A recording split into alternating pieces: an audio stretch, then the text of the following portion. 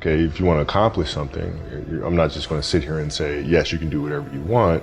Yes, you can, but you have to also put in the work to get there. And when you grow up as a kid thinking that the world is your oyster and all things are possible if you put in the work to do it, you grow up having that fundamental belief. I had goals, I had expectations and things I wanted to accomplish, and so like the outside world could not meet that for sure. Mm-hmm. I knew I wanted to win like 5, 6, 7 championships. That was my goal. For me to come out and say that, people would think I was a lunatic. So no matter what they said or what they threw at me, my expectations were certainly higher.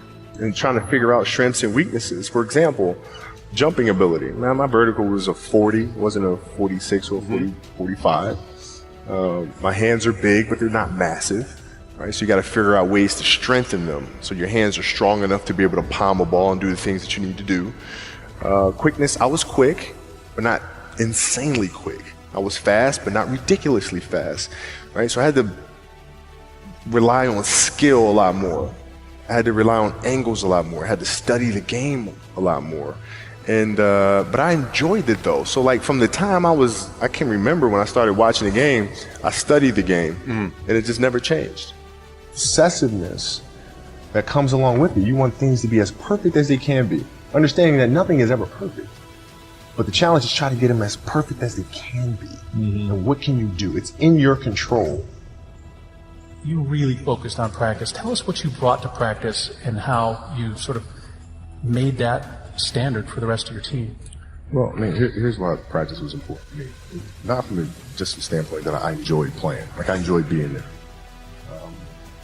I enjoyed getting better. But as a leader of a team, it's also your responsibility to elevate the rest of the guys. And people tend to get stuck on a lot and say, okay, the way to make players better is to pass them the ball when they're open. It's a very trivial way to look at things. What you have to do is you have to get them emotionally to want to be better. You have to get up every day and do the work, right? Consistently do the work. You got a lot of people paying their hard-earned money to come watch you perform.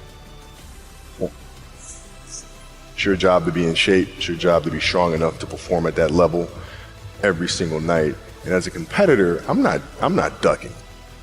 Like, it's not, oh my God, my back hurts, I'm sore, we got to play Vince Carter and Toronto Raptors tonight.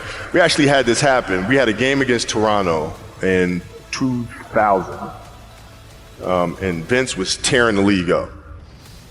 My back was jacked. Well, like, the perception of that, like, what?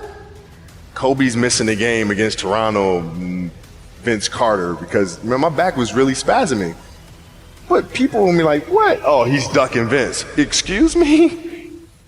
No, I don't think so.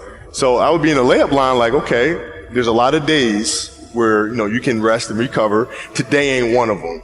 Your back can bother you any other day. And saying, no shortcuts, do it the right way, do it over, do it over, do it over, do it over. Why? Because in practice you get to do it over. In the game you don't. They write that stuff down. It's recorded. So number one, we are champions, and champions don't start with winning the national title. Champions start right now with the way you think. We're making a commitment. E.T., I will never complain about the stuff that I said I wanted to do anymore. Sacrifice leads and gains follow. Listen to me. Don't look for any gains where there's been no sacrifice. Don't wake up and look for no game. Don't look for your game to improve. Don't look for the record to improve. Without sacrifice, there are no gains.